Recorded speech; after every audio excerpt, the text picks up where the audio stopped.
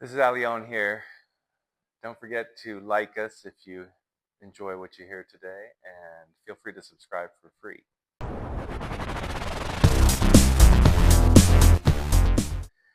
Hi, everyone. I wanted to talk to you today about resiliency. What is resilience, right? What makes these people that we've heard of, these amazing stories where they've overcome obstacles? Well, in psychology, it's referred to as the ability to adapt to the mental, behavioral, or emotional setbacks or adversity that we encounter, right? So, overcoming. Now, what makes the difference between somebody who just wants to give up versus somebody who overcomes it and meets the desired goal? And I think that's the biggest thing we need to focus on today. It's a learned behavior, right? It's a learned attribute. So, in order to become resilient, the number one thing is the opposite of giving up: effort. I love F words. Excuse me. These are EFF words, right? So I love F words. Effort. The more times we make an effort, the more effective we become, right? The more times we practice, we make progress and become more efficient, right? But the biggest F word I love is efficacy, self efficacy. It's that I can attitude, right? I may not know how to do it yet, but I can learn, right? I let's take a goal of wanting to lose weight. New Year's resolutions are going on, so it's the perfect time to talk about this, right? If I don't make the effort because I only go to the gym once, I'm not going to see the results. Now, if I go 30 days in a row for 45 minutes, that effort's going to lead to efficiency, right? And it's going to lead to the effect, the result of maybe toning up or slimming down or getting more stamina, whatever it is, my desired goal. So you have to have a plan of action, right?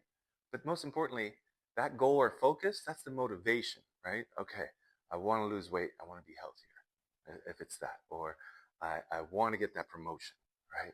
So that's the motivating factor, is that goal. But then we need the effort. But then most importantly is the why. The why is behind everything. Why do you want to reach that goal? Because that's the true motivating factor. The why, right? Can we take that time to stop, accept the hardship or the adversity I've overcome? My husband's left me, my girlfriend's left me, or whatever it is, right?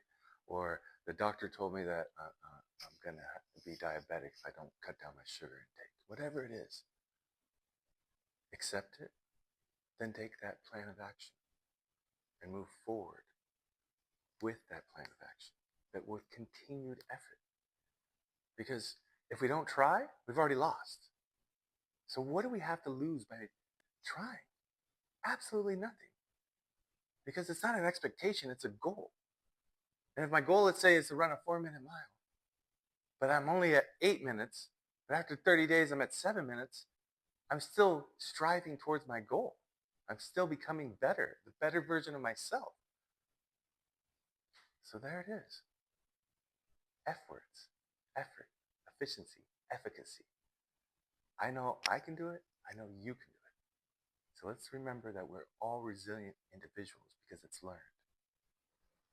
Okay, on the topic of resilience, I think of a client that I had been working with for about 9 months. She had made changes. She had gotten sober. She had been homeless for 13 years on the street, a heroin addict, pretty much everything addict.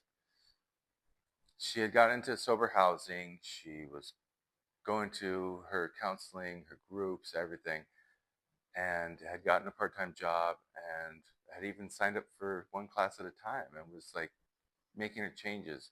She didn't think her kids that she had lost to CPS would ever like want to talk to her or that she'd ever be able to see them again. But she was making great efforts, and she had heard from a caseworker that the kids did want to see her and start doing monitored visits, right? And she was going to get an opportunity to get back in their lives, and she was so excited. Well, a couple weeks later, the funding had gotten pulled for her sober housing, right? It's meaning they were going to shut down the whole house, and all these women that were living there were going to be basically having to look for new refuge.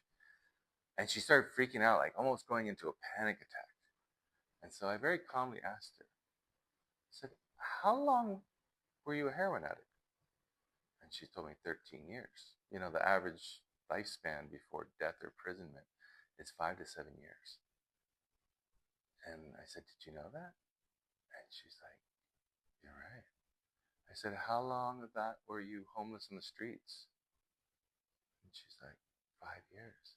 I said, what do you have in your life now? She goes, I got a job, I got money, I got resources.